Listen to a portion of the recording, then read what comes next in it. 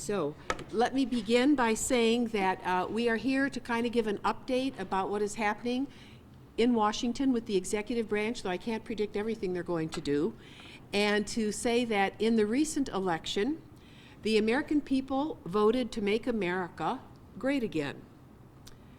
They didn't vote for chaos or havoc or confusion. They didn't vote for a government of billionaires, by billionaires, and for billionaires, while benching most everyone else. When you do your work in Congress, you expect some level of shenanigans and disorder. It characterizes the place. But what we witnessed over the weekend and then yesterday was the president's decisions to jeopardize lifelines to the American people and impede progress by manufactured, unnecessary chaos. But it's a part of the plan, so just get ready. In our nation today, we are faced with a new order of kingpins. Just a handful of billionaires.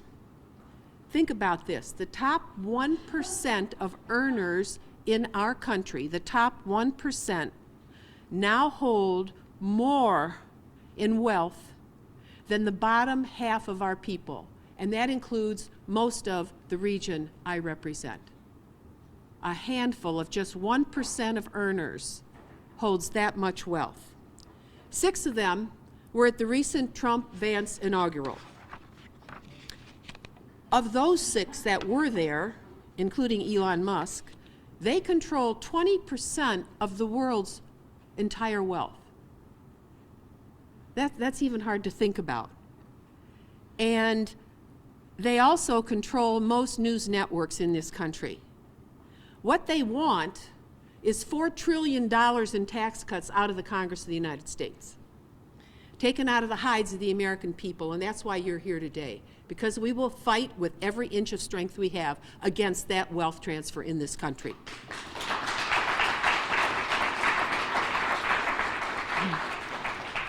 For the record, you've probably noticed the price of eggs has not gone down.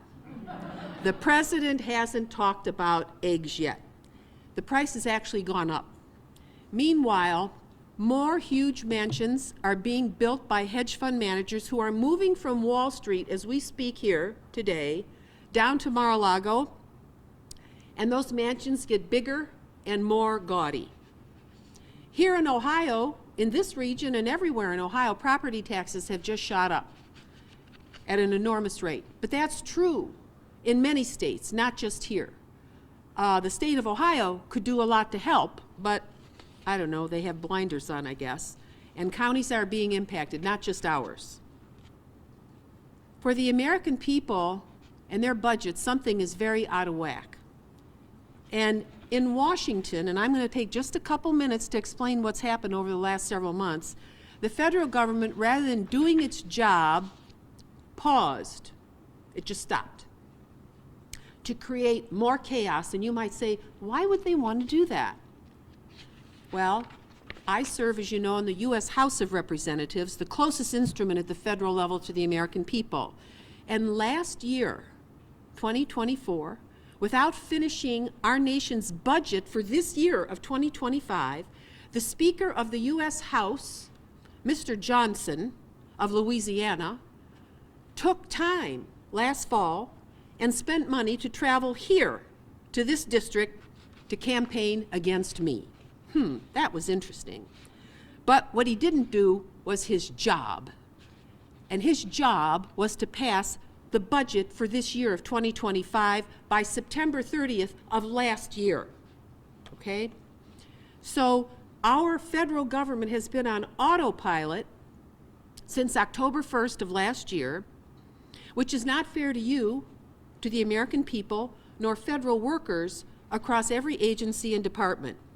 So Johnson, to paper over his own failures, merely stretched the old 2024 budget, he just stretched it, okay, until March 15th of this year. So we're living in 2025, but there actually isn't a budget for 2025. So this chaos is purposefully concocted. And as I said many times last year, if Johnson and his colleagues that hold the gavel can't get their work done on time, they shouldn't be paid. If they were doing their work in a timely manner, they would be sending the Congress their proposed fiscal year 2026 right now. In the spring of the new year, you send the budget, which starts for the 2026 fiscal year that's coming October 1st. They haven't done it. Where is it? Where is it? In the air somewhere. So they're holding the American people hostage and creating all this chaos, but what they're not doing is their job. So the majority party is 6 months late with its budget for this year, and the administration has sent no budget for 2026 for Congress to deliberate.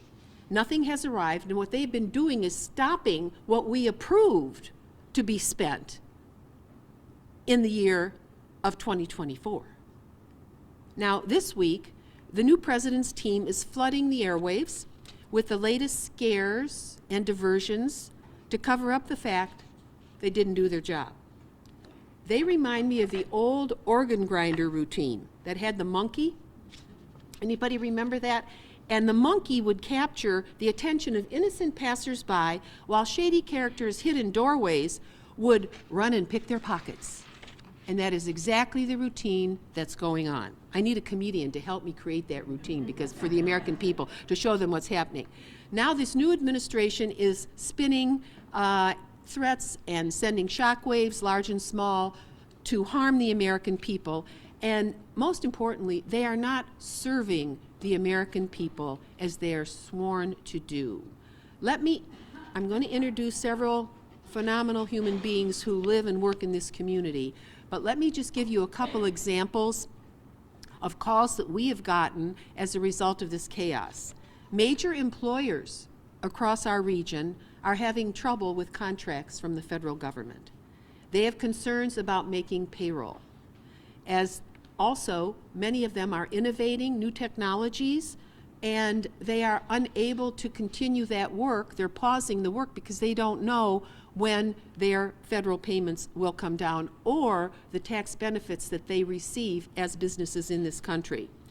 Number two, the Department of Homeland Security can't hire personnel. We have the most important Homeland Security office over in Ottawa County, and they cannot hire personnel nor disperse equipment for police, firefighters, nor violence against women shelters, different things that they're responsible for. The Department of Energy can't approve low-income heating assistance payments. The Department of Veterans Affairs, and we'll hear more about that in a second, which operates the largest hospital system in the world, can't hire, and they are short on personnel. The Department of Agriculture can't disperse its major nutrition programs for children.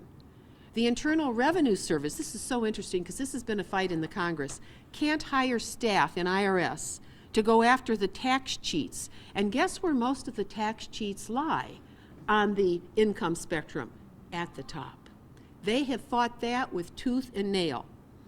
The Social Security Administration can't hire sufficient staff to meet the rising number of seniors seeking service. Try to go, our local Social Security office, take them rolls, take them coffee. They are the nicest people, and they are so overwhelmed, and they need staff, and they can't get it. Here in the Glass City Metro Park, and I appreciate the Metro Parks allowing us to use this space, where we fought for the $29 million of improvements for Front and Main Street upgrading work, jobs will be idled. That work cannot continue. An additional $20 million we delivered to Vistula and International Park is blowing in the winds of the chaos of this administration. And as our signature community effort to restore the other side of the waterfront is getting derailed as $25 million for the Riverwalk in front of Promenade Park gets sidelined. Now, that doesn't mean it's gone, because we will fight if we have to go on hunger strikes in the Congress of the United States to get that money. These efforts are all bringing economic growth and jobs and unprecedented recovery in the heart of the largest city that I represent. These are all sidelines, and all this is happening because Speaker Johnson can't get his work done, and this is so unfair. The American people are having to pay for this circus. Now, I wanted to ask if it's all right. I'm going to bring our two commissioners up here from Lucas County, and thank you so very, very, very much for taking part from your very busy day to be with us. The new president of the Lucas County Board of Commissioners, Lisa Sebecki, for comments. Thank you for being here, Lisa. Thank you very much. Thank you. Thank you. And I was going to call on him separately. I'm just going to bring him on up. We come as a team. We're a package deal. For our longstanding commissioner, Pete Gerken, who has fought for this community his entire life of service. Along with you. Well, thank you. Thank you, and thank you all for being here today. And I also want to thank our media for showing up today to help us get this very important message out of what's going on into our communities. I want to take you down a little road yesterday. There was an announcement that came out yesterday from the Trump administration about all these things that were going to be frozen and were not going to be happening anymore. What that caused was numerous phone calls to myself. I spent most of the evening last night on the phone with community members, constituents in Lucas County, asking me about, and they were in panic, about the federal funding freeze. These are our Lucas County residents.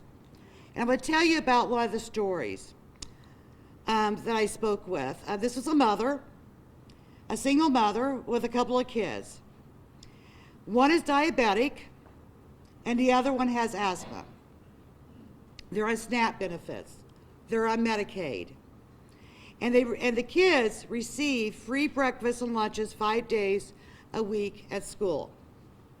She called and said, and Congresswoman, this is very important you hear this, I feel like I've had a heart attack. Think about that for a minute. She felt like she had a heart attack. I reassured her, from what I've been able to see, that the feds have said that the food assistance and Medicaid benefits will continue without interruption. But quite honestly, we're really not sure.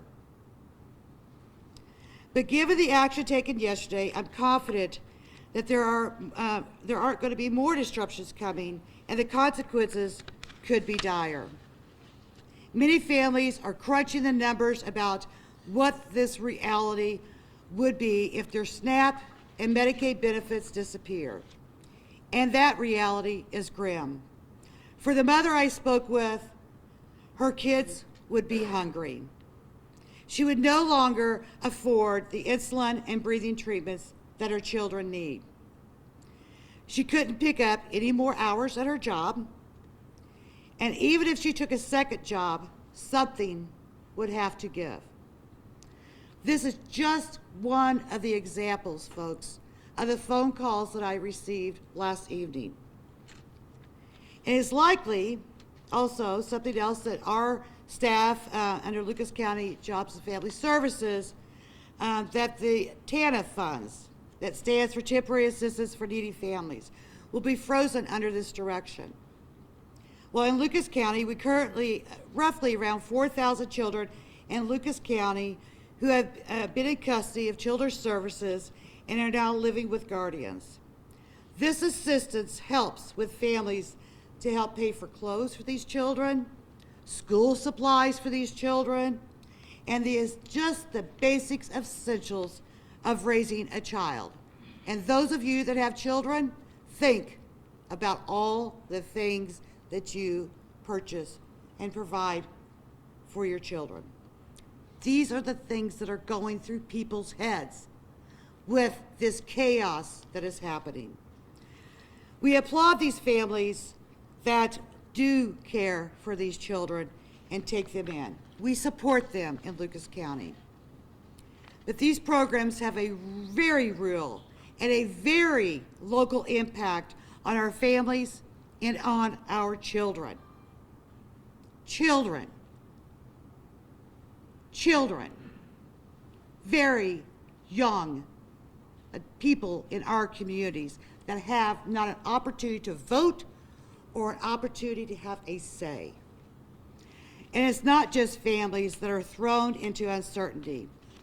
These impacts could be severe and have real negative economic consequences. This is going to harm our businesses in our county and in our state, in our nation, our employers, and our workforce in Lucas County. If working families see their budgets shrink, they're spending less at our Krogers. They're not going shopping. They're not visiting our local small businesses or going to eat at our local restaurants.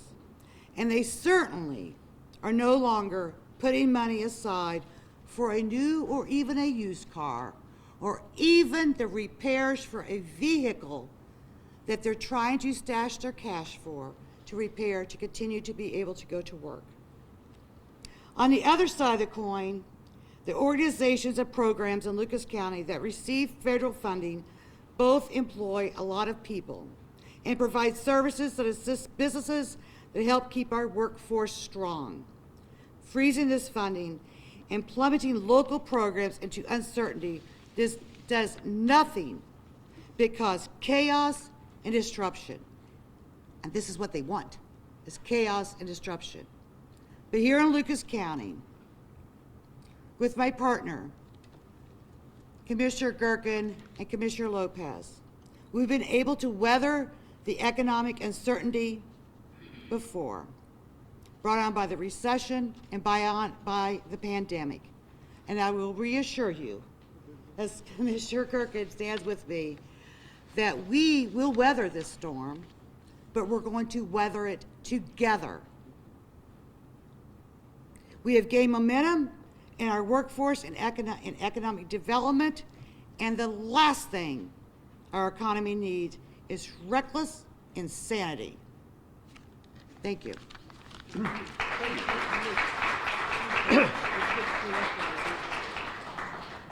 We've heard a lot of statistics and indications of the harm the chaos has done. I'm going to give you one or two more, then I'm going to ask this community to do something, okay?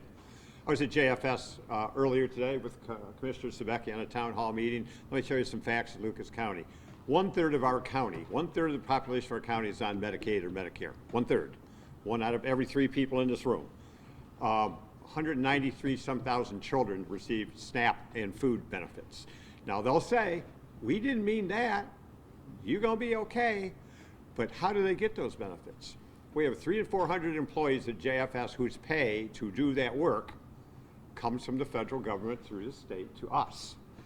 You choke off those workers that can't process those applications, the same thing is going to happen. They'll say, well, we didn't target that. But if you pulled the plug on the workforce that delivers those things, you've done the same thing, and let's not be unclear how insidious this is going to get, and I'll give you one more.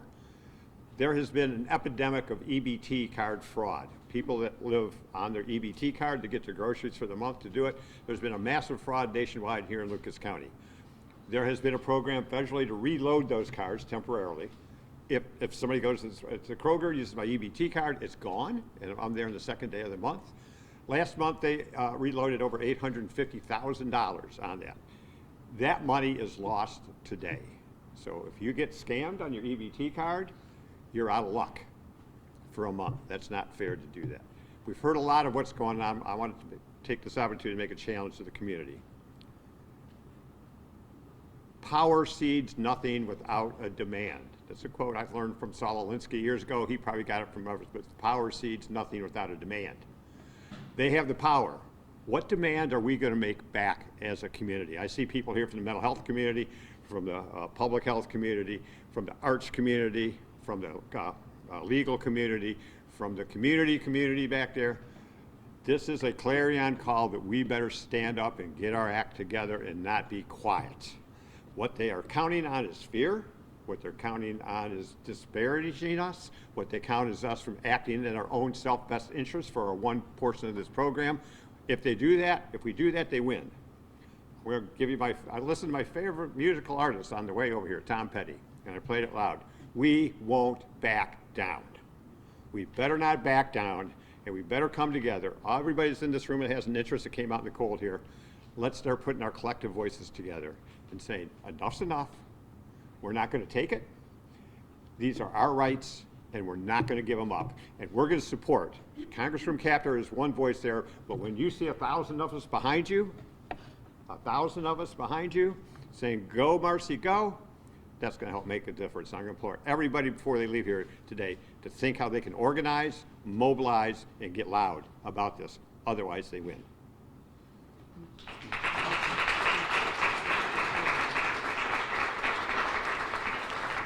Let's give them another round of applause. That's the enthusiasm we have.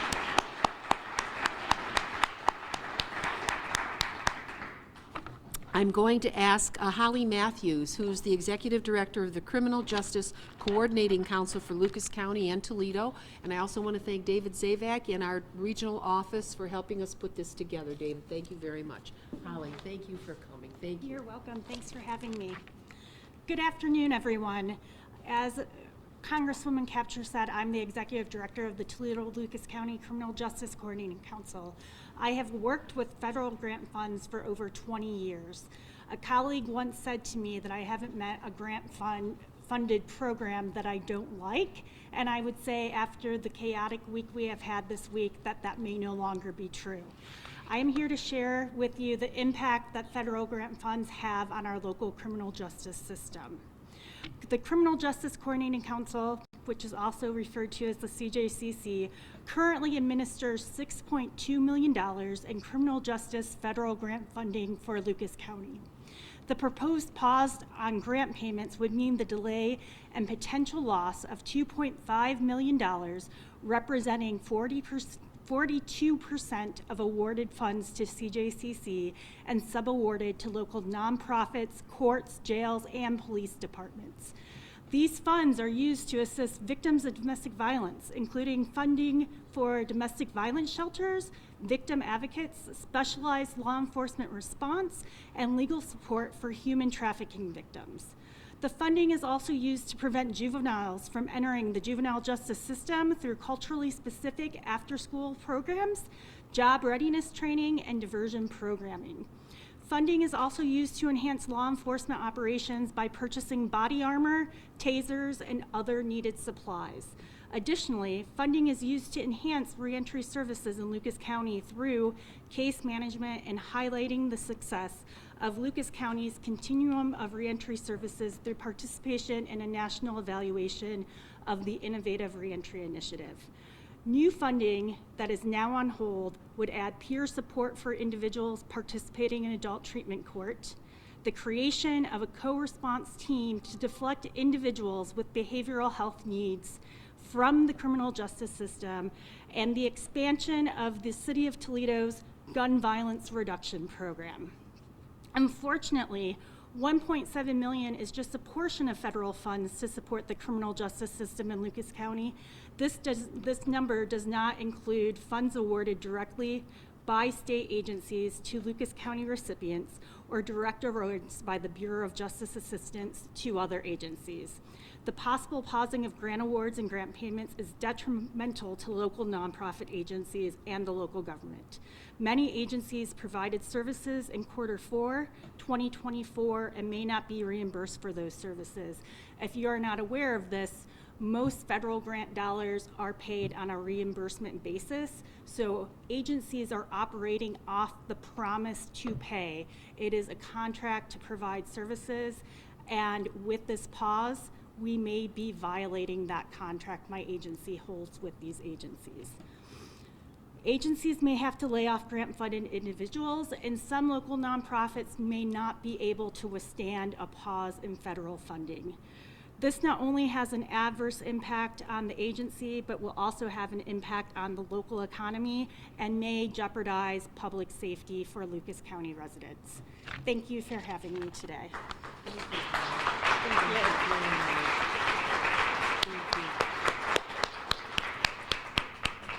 Thank you, Holly, very much. Now is Amy Reed in the audience. Amy Reed is the Executive Artistic Director of the Children's Theater Workshop of Toledo. Amy, thank you so much for joining us today.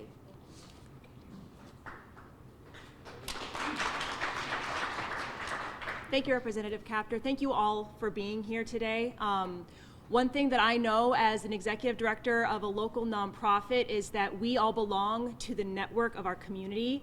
Everyone who works in these nonprofits lives and thrives here in this greater Toledo area, and that is who we serve. We are not some big oligarchy out in the middle of nowhere making demands on people who we will never actually work with. We live and work here, and these grants are part of an existing infrastructure. Without each other, we cannot thrive.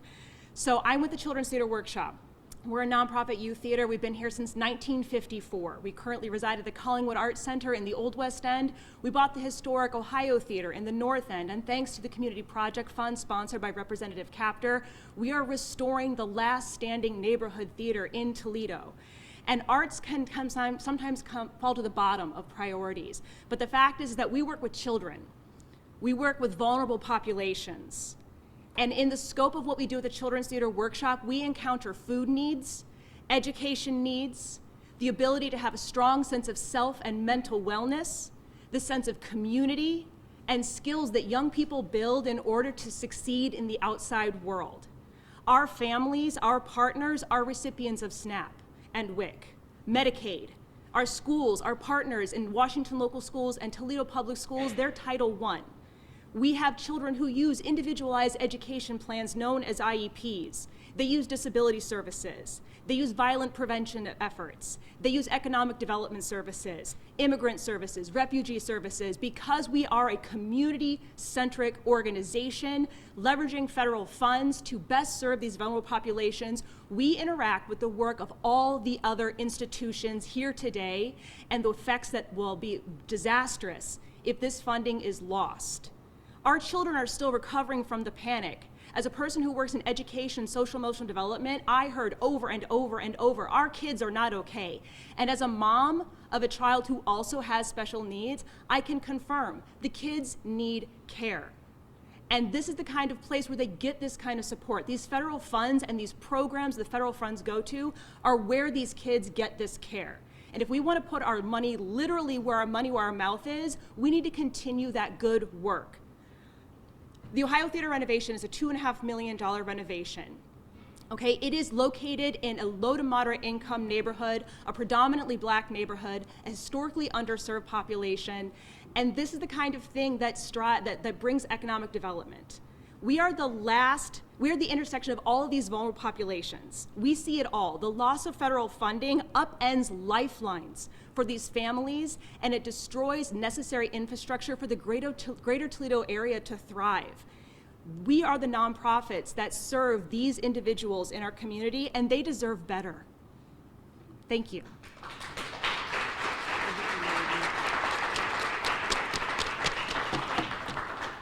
We'll get there. We'll get there. We just have this speed bump right now we got to get over. Now I'd like to call on someone who's very well known in our community, Donnie Miller, President and Chief Executive Officer of Neighborhood Health Association, and also has a program on WGTE that is very good. I watch it when I get back from Washington. Donnie, please. Thank you for all the work you do. Thank you for coming today. Good afternoon. Thank you for always being in the front of these important, these critical issues for our community. Without your leadership, I just can't imagine where we'd be. Thank you so very much. I'm Donnie Miller. I am the CEO of the Neighborhood Health Association. We're a federally qualified health center in Lucas County, and I'd like to tell you a bit about us. We were lucky last year, more than lucky, to be recognized with 5 national awards for our quality of care. Interestingly enough, 3 of them came from one of our major funders, the Department of Health and Human Services. We operate 13 medical sites, 2 dental clinics, 2 pharmacies, 2 senior centers. We have clinics all over the county that specialize in senior care, homeless health care, substance abuse treatment, mental health, and primary care. All services are provided with the support of federal dollars without cost to anybody who comes to our organizations. Our partnerships in this community are deep, our partnerships are wide, all with the intention of providing health care to anybody without the ability to pay in health in all of its iterations. That's what our goal is. In the 56 years that we've been operating in this community, we are the longest operating federally qualified health center. The Central City residents that founded this organization, something of which I am very, very proud, founded this organization with the belief that health care is a right that is fundamental and it is non-negotiable. We serve anybody who walks through our doors, but we have a specific focus on those who are most vulnerable in this community. For instance, in the African American community, the rate of infant mortality is twice what you will find in larger cities than us. The rate of maternal mortality, that's the rate at which mothers die from giving birth, is growing with numbers that are beyond belief, and nobody can figure out why. Those are the kinds of issues that we address. Black Americans in this country are dying more quickly from any disease that you might imagine. They enter the healthcare system much later in the disease state, and the treatment that they receive in communities in healthcare systems where they are not always welcome shows in the rate of death from those diseases that would be otherwise treatable diseases. In our 30-year partnership with the Area Office on Aging, we work with seniors who, for some reason, have needs that have all of a sudden become invisible to this country. Even though we find seniors who are suffering from enormous rates of homelessness, enormous rates of mental health issues, food insecurity. We have seniors who are sleeping on benches of abandoned houses, on porches of abandoned houses in this country. We have seniors who are suffering from elder abuse at a rate that you might not imagine. We provide those services, all of those services, with support from the federal government. This country promises so much to people who live here and reminds us almost daily that the American dream is right within our reach, even though we see overwhelming evidence of contradiction to that. If that's true, if the American dream is within reach, then we have got to stop politicizing the very thing that helps us reach that dream, and that's health care. Approaching the issue the way that we have seen this issue approached today dehumanizes people in this country. It lessens the value of people in this country. It promotes the idea that some folks are valuable and other folks are expendable.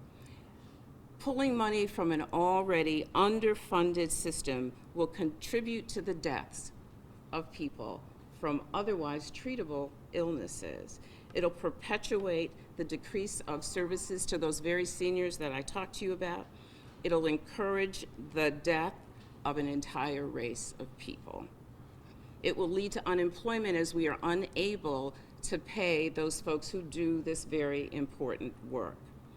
It will disallow us to purchase medical care, medical supplies, dental supplies, all of those things that we need to make sure that our folks are served. In addition, it will make it almost impossible for organizations like ours to purchase medicine. What is the point of going to the doctor if you can't afford the medicine that you need to make you well?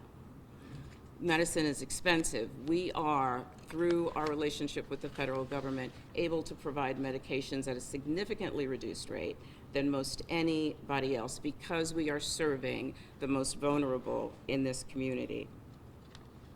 Interference with health care to the folks that we serve will cast this nation as one working in direct contradiction to its mandate that all people be treated equally.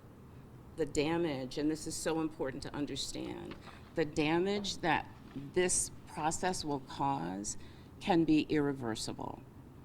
It will result in people that you know and people that you love dying. You may think that's an overstatement. You may think it's hyperbolic. It is true. It is absolutely true. You've heard from President Sabeki this morning. You've heard from Pete this morning. What they are telling you is absolutely true. What we have today, and there's some confusion, I don't know if you've been listening to the news or not today, but there is some confusion about whether this action it has been rescinded or whether it has not been rescinded. It doesn't really matter. What we know is that this action is clearly on the minds of the people who govern this country. And what we have today is something that we don't normally get, and that's an opportunity to be proactive. As Pete's challenge said, you know, we gotta think about this as a team. We have to think about it as a unit. The cost for not doing that is something that none of us wants on our conscience. Thank you so much for listening.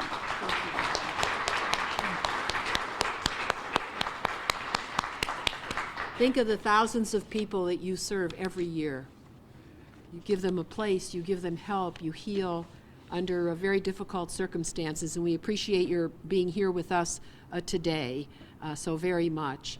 And the chaos will go on because, as I've said, they want to distract from what they're actually doing, and that is reaching in your pocket and transferring that money to the wealthiest people in this country and some of the wealthiest in the world.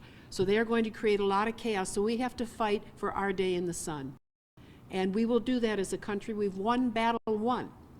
One of the courts has a case that deals with these waivers and so forth, and the Office of Management and Budget inside of the executive branch has sent out a statement which needs clarification, but this will end up in the courts. We'll have to go through all of that, but we are absolutely certain that we will win this fight with the American people behind us. But they have to know what's going on.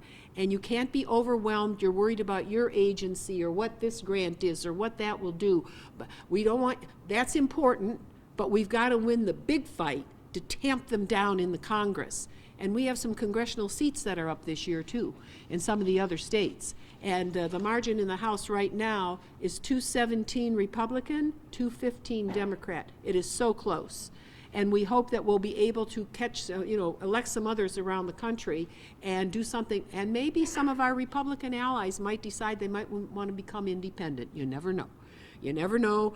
But we have to offset this chaos that they are purposely creating because they got other plans. And they don't want you to really see that at all. And that is really frightening because they would literally tip this country even more toward those who have so much. They can't imagine what you deal with every day. They simply can't imagine it. I could say a lot more about that, but we have two final speakers as I understand it, but I'm looking at the county engineer. Were you scheduled to speak? I was told you were not speaking. Is that correct? I don't want to ignore you, but let me think about that.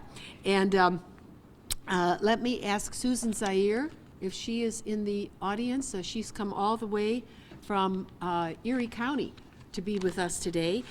Susan is a national advocate for the PACT Act, which she will tell you a moment about. She's the mother-in-law of Sergeant First Class Heath Robinson, who she lobbied on behalf of toxic impaired veterans across this country, and over 1 million soldiers have now come in from all of our conflicts into the Department of Veterans Affairs for care as a result of this astounding woman and her family and what she did to change America and benefits for our veterans. Susan, go ahead.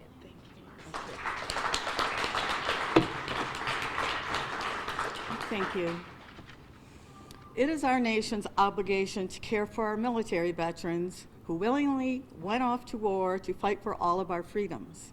War veterans shouldn't have had to fight the very same government whose flag they went to battle under to get health care for service-connected illnesses, but they did. On July 4th, 2007, this flag right here was flown in my and my husband's honor over military headquarters on Camp Victory in Iraq. This flag was later presented to us by our son-in-law, Heath Robinson, thanking us for our help and support while he was dedicated to caring for injured comrades and saving lives while deployed to Iraq as a combat medic with the Ohio National Guard. 10 years later, upon learning that Heath was diagnosed with an extremely rare form of stage 4 adenocarcinoma lung cancer caused by his exposure to toxic burn pits on Camp Victory, this flag became a symbol of distress for me. Imagine the heartache knowing an American flag was flown in my honor, at the exact location where my daughter's husband and my granddaughter's daddy was poisoned. And then the government this flag represents denied that they poisoned him. The anger and heartache was intensified upon learning that the U.S. Department of Defense claimed that there's no scientific evidence showing a connection between these football field-sized toxic infernos and billowing smoke and the vast amount of rare cancers and lung diseases that war veterans were coming down with. Before the Sergeant First Class, Heath Robinson, honoring our promise to address Comprehensive Toxins Act, or for short, the PACT Act, was signed into law on August 10, 2022 by President Biden. Almost 80% of burn pit-related claims were being denied by the VA. The burden of proof that their cancers were service-connected and combat-related was put on sick and dying veterans and their families, which was basically an impossible task. I found it difficult to even look at this flag, so I put it back in the back of my closet, making a vow to proudly display my flag again if Congress passes legislation with presumptive benefits for warfighters exposed to toxins. This flag would then represent my success in keeping my promise to Heath, and fulfilling his dying wish was that I didn't stop until we've helped them all. I became an advocate fighting for burn pit veterans in 2017 at the urging of an Iraq War veteran and former staff member, Congresswoman Kaptur. Jacob. Even though the battle was tough at times, when I felt defeated and ready to give up, I persisted alongside my fellow Burn Pits 360 advocates and other veteran organizations. It took all of 5 years of trying to push an ever-enlarging boulder named the PACT Act over the finish line, but we did it. Over 1 million veterans have been helped in the past 2 years, having previously been denied VA claims that were reversed and approved. Attacks on the VA by the current administration and Congress is a betrayal of our promise to care for our veterans. Former VA Secretary Dennis McDonough hired an employee for the sole purpose of implementing the PACT Act in 2022. In December of 2024, this man resigned because he was told he was going to be relieved of his duties by the current administration. This man was working with my daughter on making sure the PACT Act was implemented, working on improvements that can be done at the VA for our veterans and their families. Now that's gone. Through selfless service to our country and sacrifice, our troops have earned their health care. We can't allow this shameless betrayal of the men and women who valiantly fought for all of our freedoms. It's time for all of us to truly support our troops and fight to protect everything they have fought for. Thank you.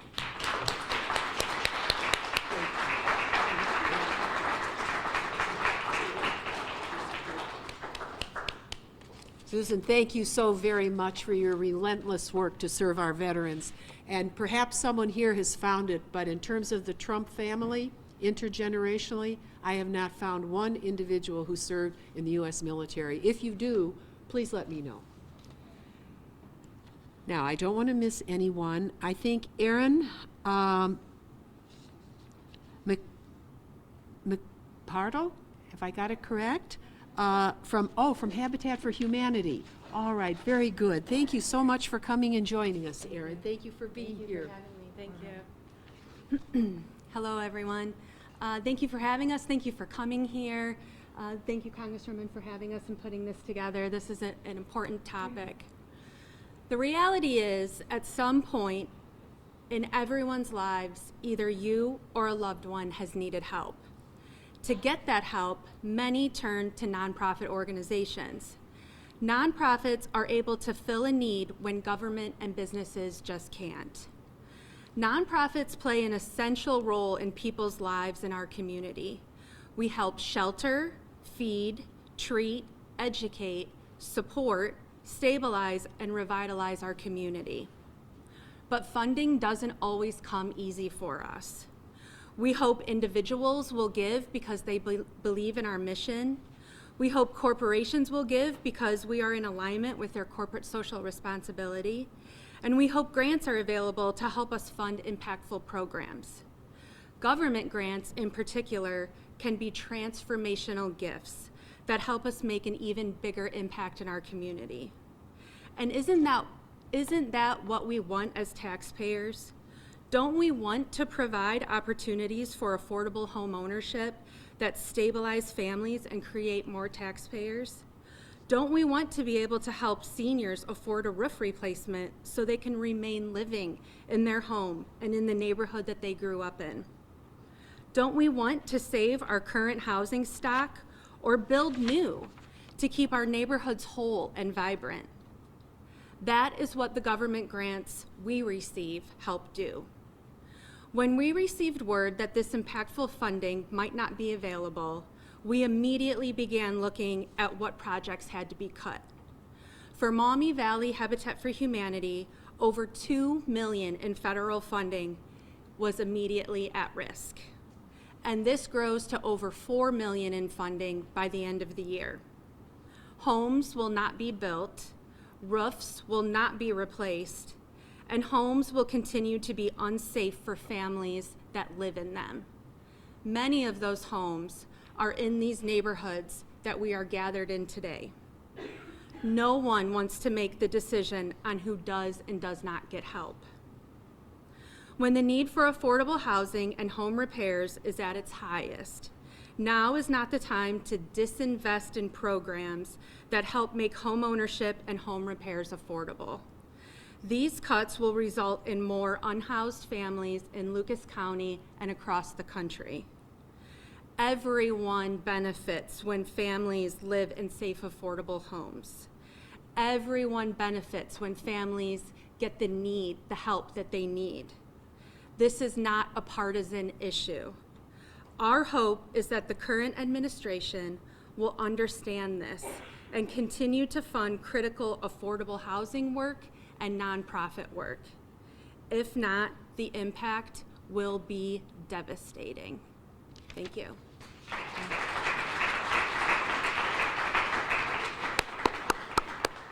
Thank you, Erin, very much. And I was privileged to attend the funeral of President Jimmy Carter, who dedicated his retirement, they really weren't retirement, years, and Habitat Humanity was one of his passions.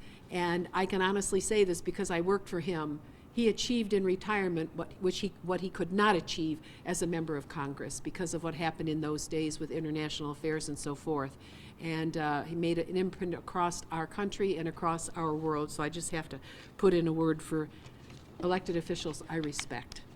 Finally, I'm going to ask, if I haven't missed anyone, I hope I've called on everyone, but if our county engineer, Mike Panuski, wants to come up and say a word. We're so glad to see you. I thought you were out of town.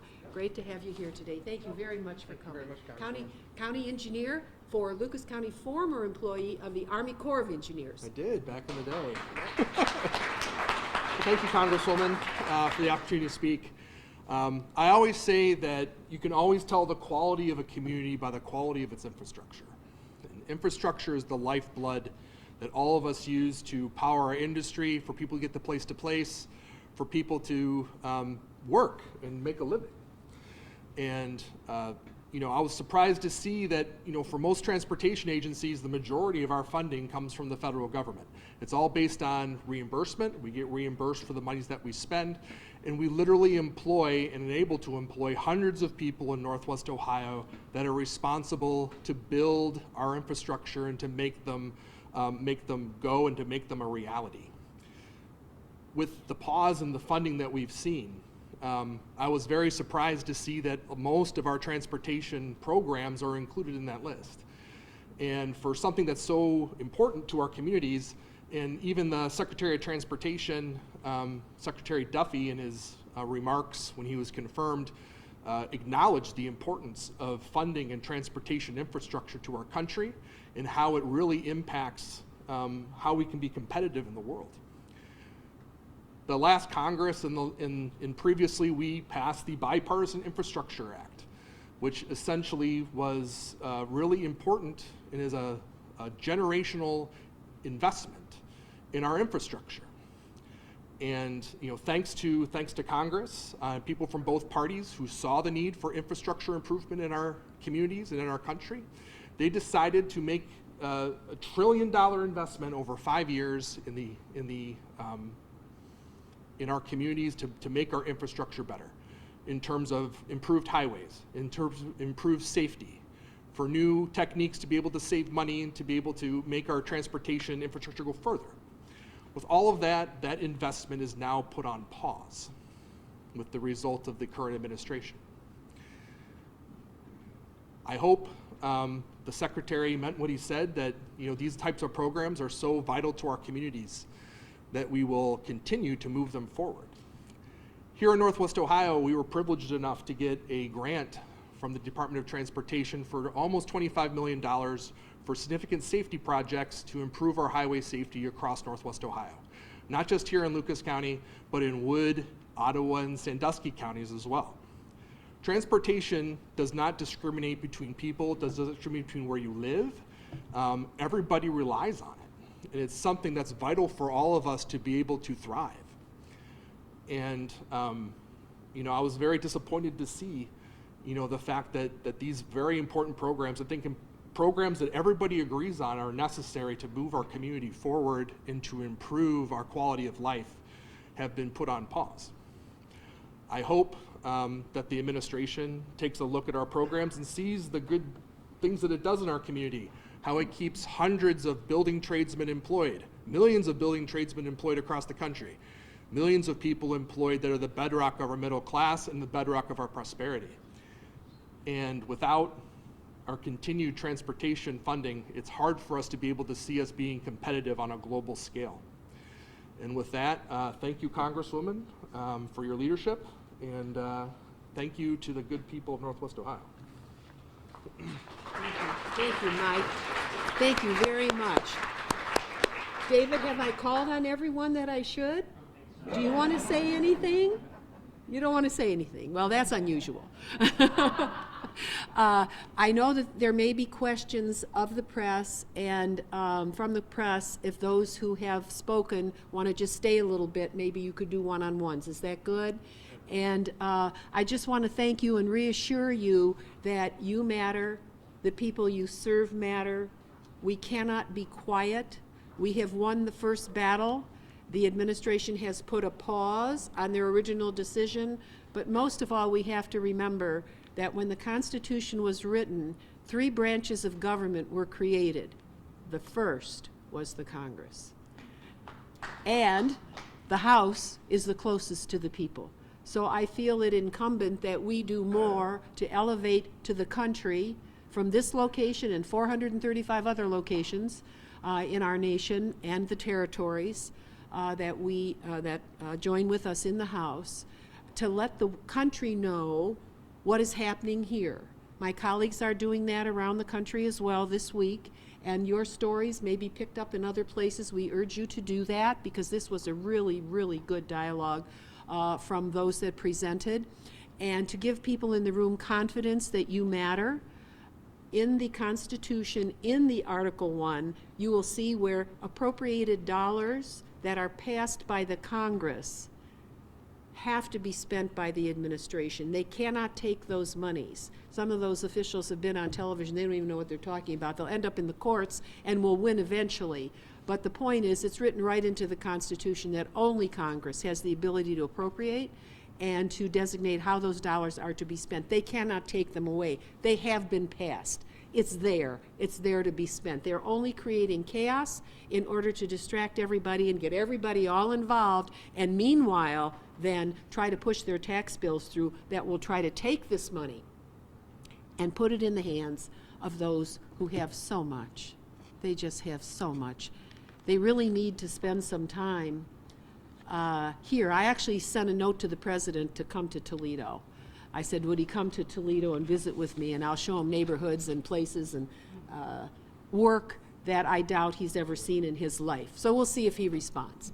But thank you very, very much for coming. If I'd known there was such a group, I would have served you all coffee. I apologize for not having refreshments here. Thank you very much for coming. Have hope. Have hope in the Constitution and the rule of law of this country. What the president just did by so-called firing the inspector generals in each department, we'll win that fight too, because they are the people who find the crooks. And they aren't partisan, but they make sure that your tax dollars are spent wisely. It was very interesting to me, that was one of the first things that they did, was to take away the inspector generals, who are the smartest accountants and lawyers you will ever meet.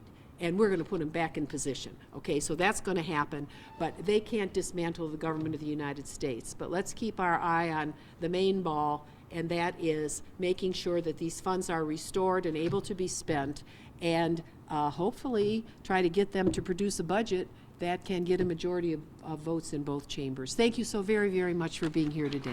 Thank you.